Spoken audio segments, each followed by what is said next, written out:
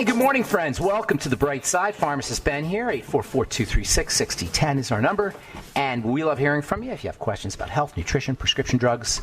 If you want to wean yourself off your meds and get on a good nutritional supplement program, or if you just have a comment or success story you'd like to share, 844-236-6010 is our number. We've got a guest coming up at the bottom of the hour, Dr. Carol Lieberman, board-certified Beverly Hills psychiatrist and best-selling author of numerous books. She's also got she's hosts 2 radio shows and podcasts, and she's been on all kinds of news stories talking about various psychological issues. We live in a very interesting psychological time, a very interesting psychiatric time with Americans coping with all kinds of crazy disasters. Actually, world citizens. This has been a really wild year from a lot of for a lot of reasons, and it can't help but be taking a psychological toll on us. We'll talk to Dr. Carol Lieberman at the bottom of the hour, and we'll get your phone calls in our next segment, 844-236-6010. If you want to purchase longevity products, head to brightsideben.com, pharmacistben.com, or criticalhealthnews.com. And if you'd like to check out our Truth Skin Health products, go to truthtreatments.com, and check out our over 800 4- and 5-star reviews at truthreviewed.com. Never any preservatives, fragrances, fillers, waxes, emulsifiers, water, silicone oil, nothing your skin doesn't need or doesn't want in any of our Truth Skin Health products. Truthtreatments.com, truthtreatments.com. All right, so we've been talking about this distinction, this very important and very underappreciated distinction between fats and water. Oil and water don't mix, as they say. In chemistry, we say hydrophilic, as in water-loving, and lipophilic, as in fat-loving. I've been in the skin business since the early 1980s, and I cannot tell you how unbelievably valuable and at the same time under-leveraged essential fatty acids, vitamin D, E, A, and K, and phytonutrients and fatty minerals like zinc and selenium are when it comes to skin health. I was talking to a gal yesterday. I was at an event, and she had a classic sign of fat deficiency, which is little red thinning and red irritated skin around the nasal labial folds, so the little fold areas between where the mustache areas and where your nose is.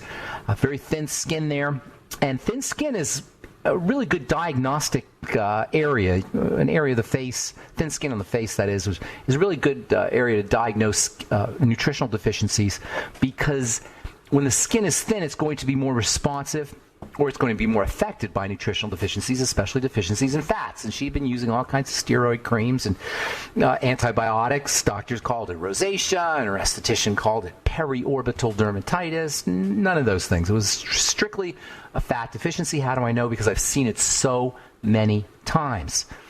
One of the most important skincare ingredients you could ever use is something called retinol, or retinoic acid, also known as Retin A. These are vitamin A derivative or forms of vitamin A. Retinol is a precursor to vitamin A. Retinoic acid is active vitamin A. And using retinol and retinoic acid is one of the most important things you could do to anti-age your skin. Retinol and retinoic acid, again, forms of vitamin A, when applied topically, can help lighten the skin, can help thicken the skin, can help stimulate the production of connective tissue factors like collagen and hyaluronic acid. They're great for treating acne. They're great for treating psoriasis. They're just incredible ingredients for the skin, both retinol, which is available over the counter, and retinoic acid, which requires a prescription. Retinoic acid being the active form of vitamin A and retinol being a precursor to vitamin A. But here's the thing. Both retinol and retinoic acid are very stimulating.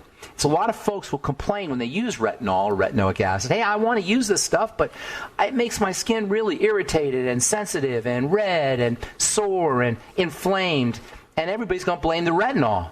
People say, oh, I can't use retinol. Doctors will say, don't put that retinol or retinoic acid on your skin because it's irritating and it's too aggressive. Well, yeah, it can be irritating, and yeah, it can be aggressive if your skin is not healthy, primarily when it comes to fats. So if you try to use something stimulating on the skin, it doesn't have to be retinol or retinoic acid. It could be something like glycolic acid or lactic acid. These are called alpha hydroxy acids. If you try to use these stimulating ingredients, but you can't, there's a really good chance that you're not getting enough essential fatty acids into your bloodstream. And I said into your bloodstream because you can take essential fatty acids, but that doesn't mean you're getting them into the blood.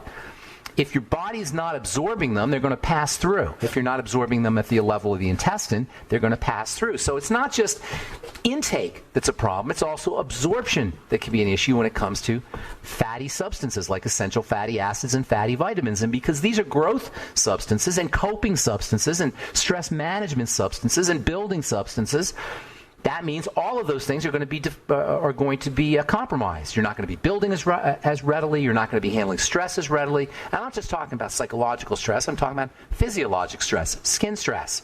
Again, this is not just intake. It's also absorption. It's both intake and absorption. And there's still misunderstandings, by the way, out there about essential fatty acids. Now, maybe not on this program because I talk about it darn near every day, but certainly I talk about it a lot. But there's still some people that think that avocados are going to get you a substantial amount of good fats. They're not, and I love avocados, and there's lots of great things in avocados. If you want to get enough essential fatty acids in your system, leaving aside the absorption issue, the intestinal issue, which we'll talk about here in a little bit, or maybe tomorrow, you got to supplement. You got to supplement. Yes, there are foods that can get you some essential fatty acids. Avocados will get you some omega-6s. Eggs will get you some omega-3s and a little omega-6s. Fish, of course, will get you omega-3s. Not that they're essential, but they'll get you some. Flax seeds will get you some omega-3s. But there's just tiny amounts of these essential fats in foods. And if you really want to get the benefits of EFAs, essential fatty acid benefits, and there's so many benefits. The skin is just one. But the skin's a good diagnostic tool to tell you if you're not getting enough. You gotta supplement with your Ultimate EFAs from Longevity, Ultimate EFA Plus, or a liquid essential fatty acid supplement. I love Udo's blend. And when you're taking your essential fatty acids, always take them with vitamin E. Vitamin E and essential fatty acids go hand in hand. Vitamin E is a super tricky vitamin. Most of the time when we take vitamin E, we're just taking one of the 8 different forms. Yes, 8 different forms of vitamin E. Nonetheless, even that one form, alpha tocopherol, will give you some really powerful skin health benefits and fat stabilizing benefits. If you want to experience how powerful vitamin E, take it internally, by the way, not externally, not topically, but take it internally. If you want to experience how powerful vitamin E is, the next time you cut yourself or get a burn or some kind of skin trauma, take super high doses. By super high, I mean 1,200 IU of vitamin E for 2 or 3 days, 4 days maybe. There's no real toxicity to it. You have to worry about that. But 3 or 4 days is plenty. And watch how fast your skin heals when you take the vitamin E internally. A lot of folks are under the impression that you can get benefits, healing benefits, by using vitamin E topically. Not so much, but internally. And especially if you're taking essential fatty acid supplements, make sure you're taking at least 200 to 400 international units a day of vitamin E. All right, I'm Pharmacist Ben. 844-236-6010 is our number. We'll be back on the bright side right after this.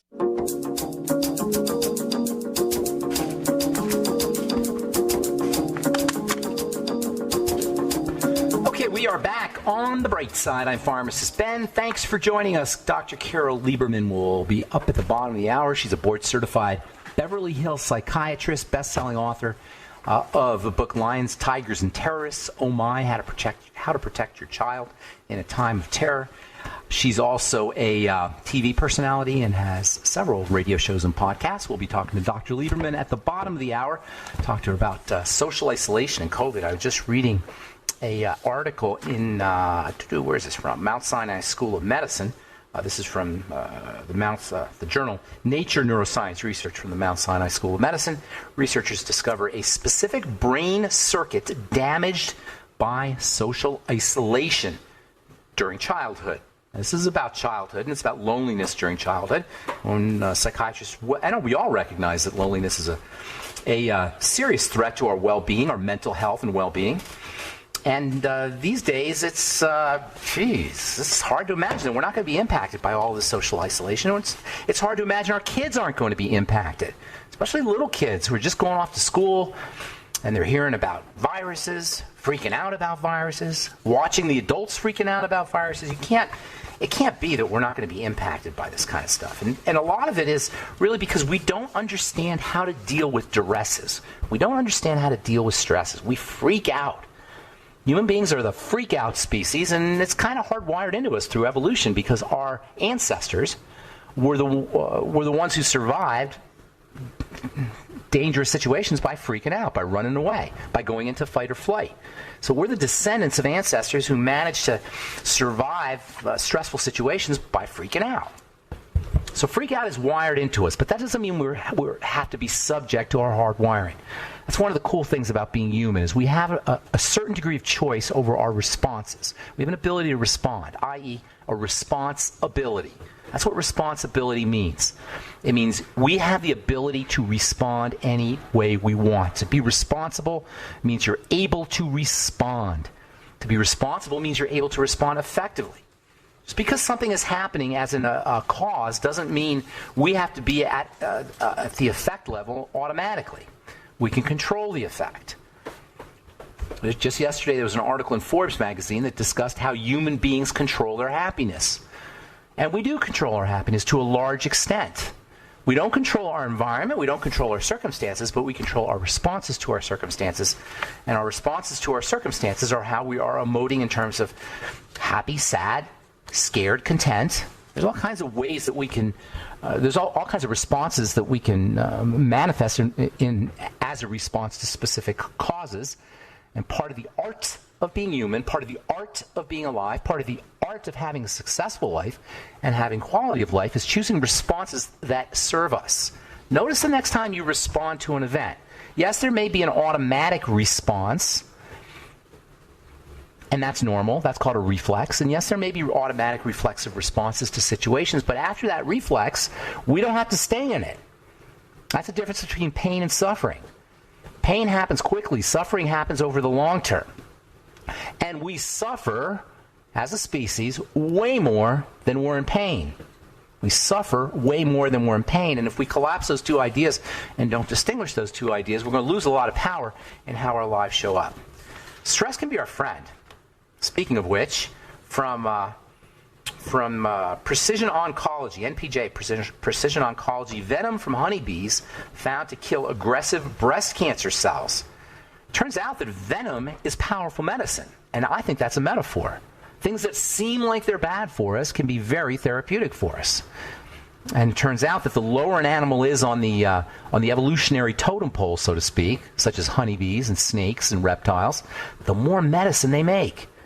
And it really turns out that venom, what we call venom and poison, actually has some serious medicinal properties. And as always, in chemistry and biochemistry, there is a fine line, sometimes, between poison and medicine. All right, 844-236-6010 is our number. Dr. Carol Lieberman coming up at the bottom of the hour. Let's hit the phones and talk to Dorian. Haven't talked to Dorian for a little bit. I'm going to try and get you, Dorian. I seem to have a problem with my computer, so hang tight here. What's up, Dorian? How you doing? Do we have Dorian? Dorian? Going once, going twice. Yeah, I'm there. Hi, Dorian. Hey, buddy. Hi. I'm good. I was just going to comment on your venom comment just now. I wish it was going to be curing for my diabetes type 1. I'd love that. I would definitely get bitten today. But there was an article today, I forgot where I read it, about transplants for pancreatic folks who have type 1 diabetes. Did you read that? I did not, but I've read on something like that previously. I don't know if I want to go down that road, though, but it's not a good road to go down. In fact, in my humble opinion, you're better off with the type 1 diabetes than to have a transplant. Yeah, definitely. I think so. Yeah, you can live with type 1 diabetes. It's an autoimmune disease, though. Type 1 diabetes is where autoimmune disease is where the immune system attacks parts of the body. I don't even like to say attacks, responds to parts of the body. I hate that word attack, like heart attack or gallbladder attack. It makes it sound like our bodies are the bad guys. Yeah. It's not the case. It's when cells in the pancreas are distorted, and that distortion leads to an immune response. It's not an attack. It's an immune response to distorted cells. This is what all autoimmunity is, all of it. And it doesn't matter whether it's the nerves and you're calling it multiple sclerosis, or the pancreas and you're calling it type 1 diabetes, or the joints and you're calling it rheumatoid arthritis, or the glands and you're calling it Sjogren's syndrome, and on and on and on. Skin and you're calling connective tissue and you're calling it scleroderma. It doesn't matter. What matters is the cells have become distorted. And any knucklehead medical professional tells you we don't know what causes autoimmune diseases does not understand biochemistry or physiology, because it's a very simple mechanism. The cells become distorted, the body responds to those distortions. The question then becomes is, why are the cells distorted? What is causing this distortion in the cells? Well, what's causing the distortion in the cells is some kind of bad guy that's gotten into the system. It's as simple as that. And that's why whenever you fast, you get your autoimmune symptoms improve. Read the Walls protocol. Dr. Terry Walls, she had multiple sclerosis. She just fasted and her symptoms went away. Bingo. No kidding. If you understand how it works, it makes perfect sense. Now, obviously you have to eat. I'm not saying you never eat. So you have to eat, but you eat carefully. Dorian, you can control your type 1 diabetes simply by eating carefully. Now, it'd be helpful if you did things to support pancreatic health, especially the enzymes. Pancreas is your enzyme factory, the body's enzyme factory. The reason pancreatic cancer, for example, is so serious is because of all the enzymes that get released when you have a pancreatic issue. Pancreatitis is one of the most miserable, it's not necessarily life-threatening, but it's one of the most miserable, agonizing health challenges anybody could have. Pancreatic issues in general. By the way, sodium bicarbonate is a great way to treat the pancreas. Don't do it with your meals because you'll neutralize your stomach acid, but a little bit after your meals, a lot of people get benefits for pancreatitis and benefits for digestive health, benefits for energy by using sodium bicarbonate after meals. Read Dr. Mark Serkis. He talks a lot about this. So long story short, Dorian, foods, and also you wouldn't hurt you to use nutritional supplements that support the pancreas. Pancreatic enzymes are really helpful too, by the way. You can get those over the counter, or you can there's prescription forms as well. Thanks, Dorian. Appreciate your call. Yeah. Dr. Carol Lieberman coming up at the bottom of the hour. I'm Pharmacist Ben. We'll be back after this.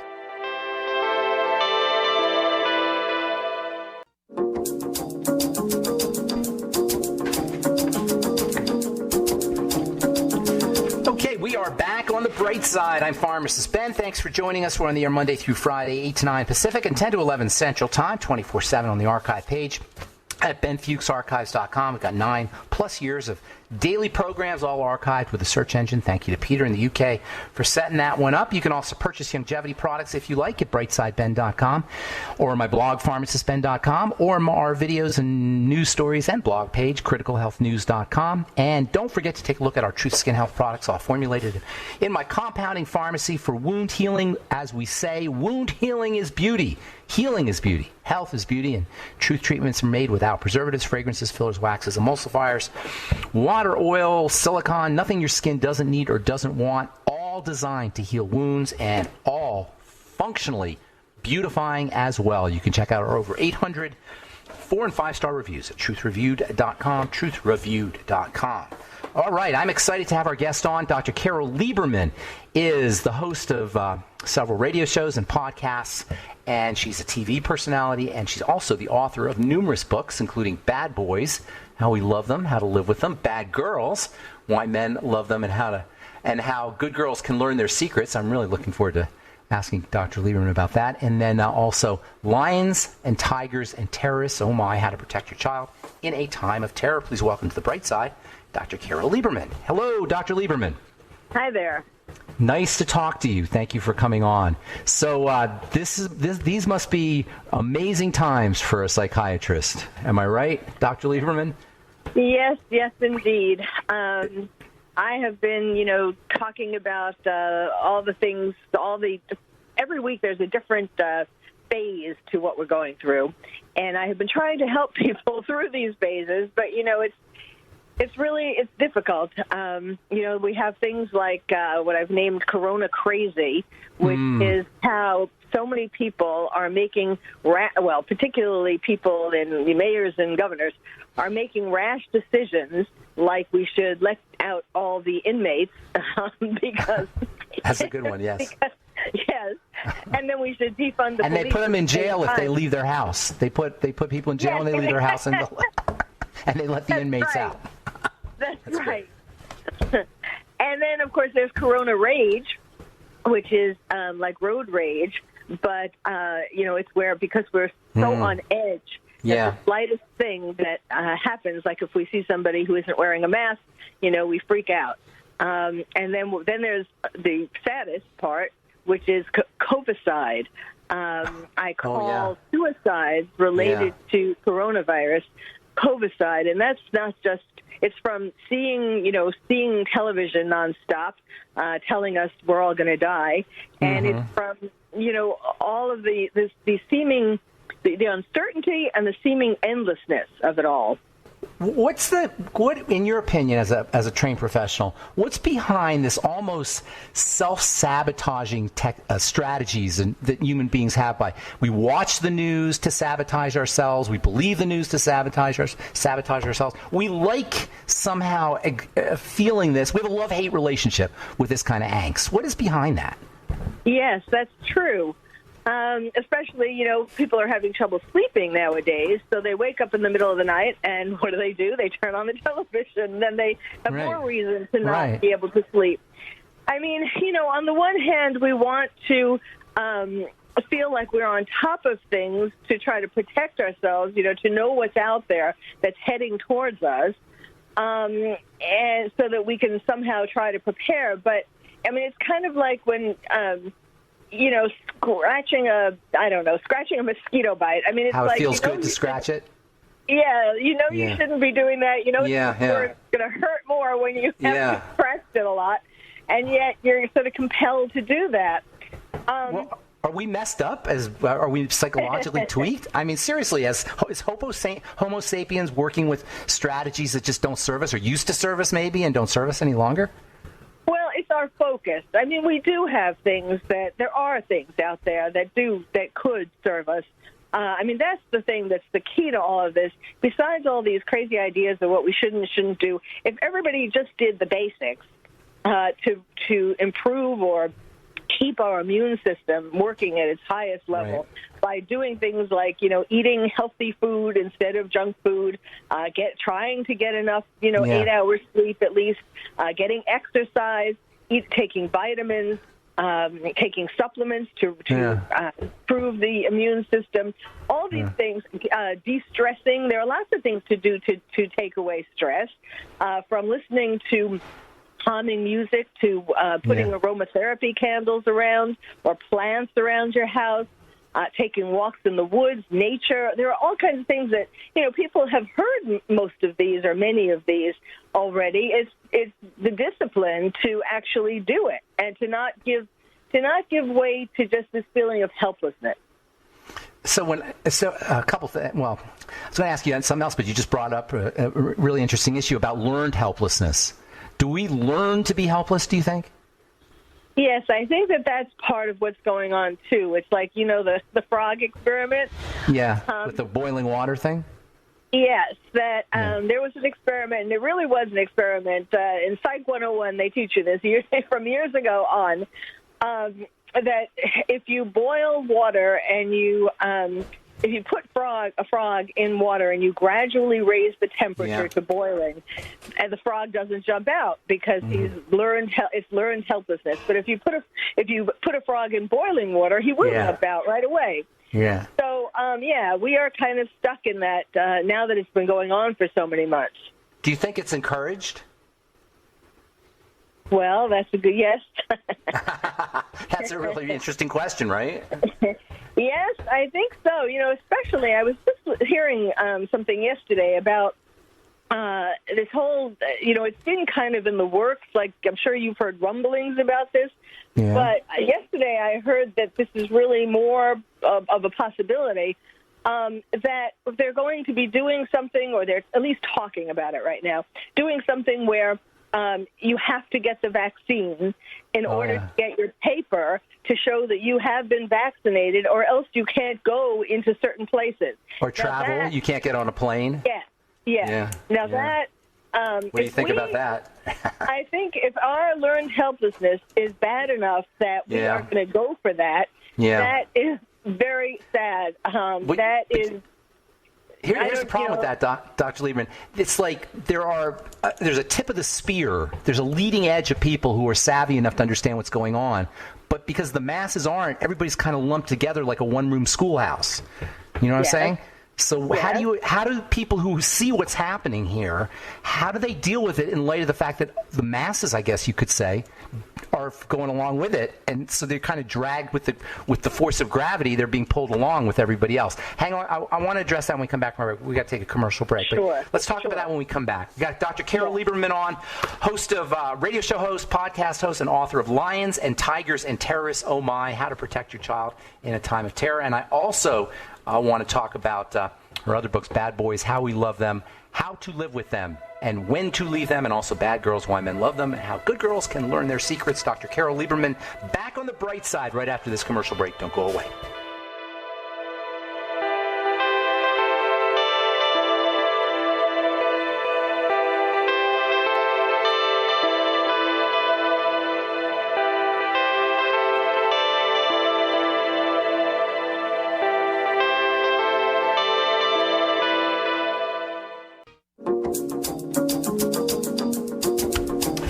Okay, we are back on the bright side. I'm Pharmacist Ben. We're talking to Dr. Carol Lieberman.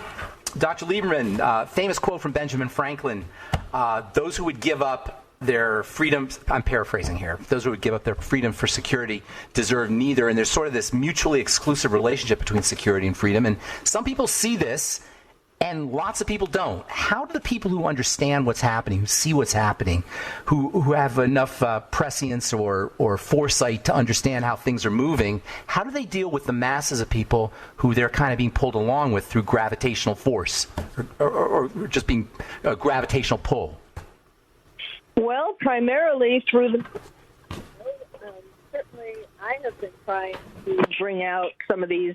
I talk a lot about Dr. Fauci, for example, and how some of the things that he's been saying have been so ridiculous. Do you know, I'm sure you know, he was telling us about not only should we wear masks, but also goggles. Oh, and, yeah. We shouldn't shake hands anymore. Right, and, right. Next it's never again. He said for the rest of his life, for the rest of our lives, I think he said no shaking hands. Yes. Yeah. I mean, and so, it's just putting it out in the media. Now, my experience has been when I talk about things like, for example, how the CDC came out with a new report about how 94% of the people who died from COVID had underlying issues. And we've known for quite a while that most of the people have underlying medical issues or they're very old. So when they came out with this, I have found that depending upon what radio or TV host I'm talking to, when I talk about, for example, masks, I always say this should be a person's choice, an individual's choice. And so I find, though, that some hosts are great and they go with it, and yes, this is a conspiracy. Yeah. And we're being made to be like sheep, and this is for to get us to be used to this and so on, so that they can control more things that we do.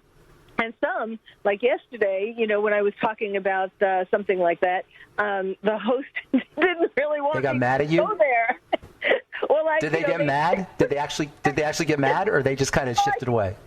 I could tell that they were not happy with that line. So I know what you mean. Different question. I know what you mean. You got to be a little bit careful sometimes. People get vested. They take sides and they get vested, and it's been branded. Don't you think? Don't you think we have like a branding thing going on with the red team and the blue team?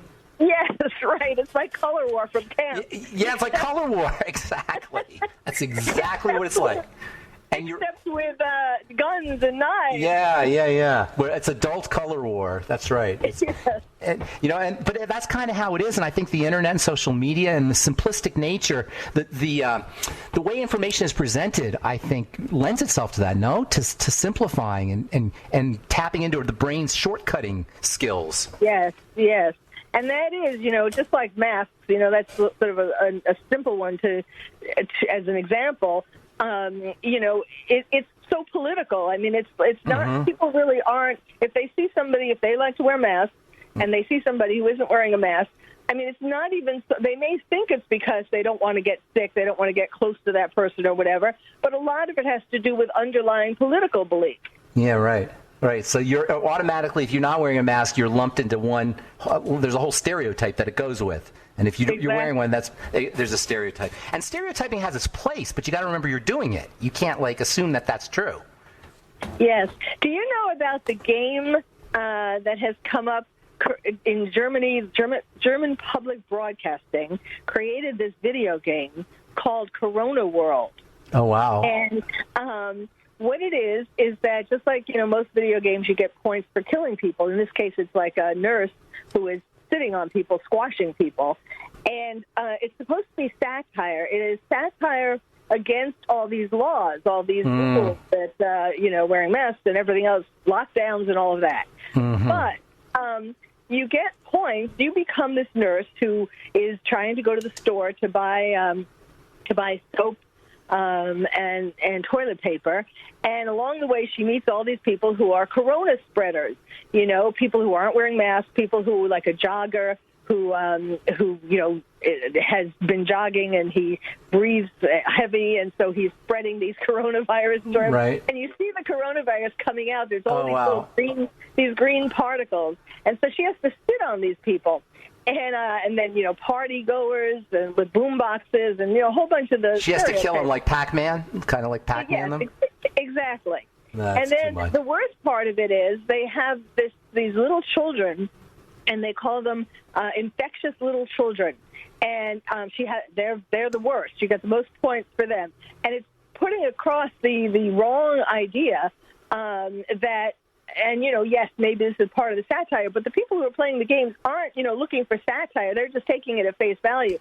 So It gives the impression that little kids are the worst at transmitting the virus. Oh, my God. Don't tell me you get more points for killing a kid. You get more points for killing... Oh, God. Yes. And so that's the absolute opposite of what's true. And, it's getting people, first of all, misinformation, and second of all, getting people to be even more angry, possibly violent, towards these supposed corona spreaders. Wow. So here's the thing. We know this is happening. What can a person do to inoculate themselves from the real virus, which is the virus of fear and the virus of authority and the virus of being protected? To me, that's the real virus. And what can we do to inoculate ourselves? Well, I think one thing is people need to look at various news sources. Whether it's television, radio is more neutral. But, television is certainly one way or the other. The Internet is, depending upon where you look for your news on the Internet, that's one way or the other. I wake up and I look at Google News, and of course that's all anti-Trump. It twists anything that it can find to make me anti-Trump. Ridiculous stuff. And then I look at Drudge, which, that they have interesting kinds of news, but it's also kind of anti-Trump. And then I look at Breitbart. So, which is, of course, pro-Trump and conservative values. And, so if you kind of read, and then I look at the New York Post also, which is great. So if you look at a variety of news sources and you decide for yourself, you put it in the mix and you decide for yourself what makes sense rather than just tuning into what you usually used to tune into before coronavirus, because the news has become much more politicized, and especially on the Internet, you absorb this stuff, and if you don't compare it to other voices, then you just accept it. And that is not good. You need to make decisions for yourself, but by listening to a variety of voices. Yeah, that's really good advice. It's hard to say who does not have an agenda. I mean, is it possible for somebody to present news without an agenda? It used to be. I remember back in the day. Walter Cronkite. You remember Walter Cronkite, of course, right? Yeah. Today it's become kind of the new way of expressing yourself, or expressing yourself has become part of presenting the news, which should be about not expressing yourself but expressing the news. And so people expressing both sides, or however many sides, in the same newscast. You shouldn't have to go to all these different kinds of news outlets to get all the sides of the story. Where does critical thinking come in? Well, I mean, that's what is very important, to be able to digest these things. And, of course, that's part of the problem, too, that in schools, and I must say that I didn't realize that until that the problem was as bad as it was in schools until recently, when I've been seeing, news reports of what teachers are telling their students, even in elementary schools. Everything, not just about coronavirus or Black Lives Matter or, helping protesters bring down statues, all kinds of crazy stuff, but also things about sexuality, teaching kids about all different kinds of sexuality in elementary school when they don't even really have an understanding of what sex is, and now they're receiving propaganda. I mean, talk about critical thinking. They're being fed all of this propaganda and not allowed or not taught critical thinking. That's such a powerful idea, though. The education system, that's maybe where the problems begin and where the solution is as well. Hey, Dr. Lieberman, we're out of time, but I had so much more I wanted to talk to you about. Can I get you to come on again? Absolutely. It was great fun. Thank you so much, Dr. Lieberman. Have a beautiful day. That's Dr. Carol Lieberman. Her books are Bad Boys, How We Love Them, Bad Girls, Why Men Love Them, and also her book on terrorism, Lions and Tigers and Terrorists. Oh my, How to Protect Your Child in a Time of Terror. That's it for now, folks. Have yourselves a wonderful, beautiful, awesome, spectacular day. I'm Pharmacist Ben. We will talk to you later. Bye for now.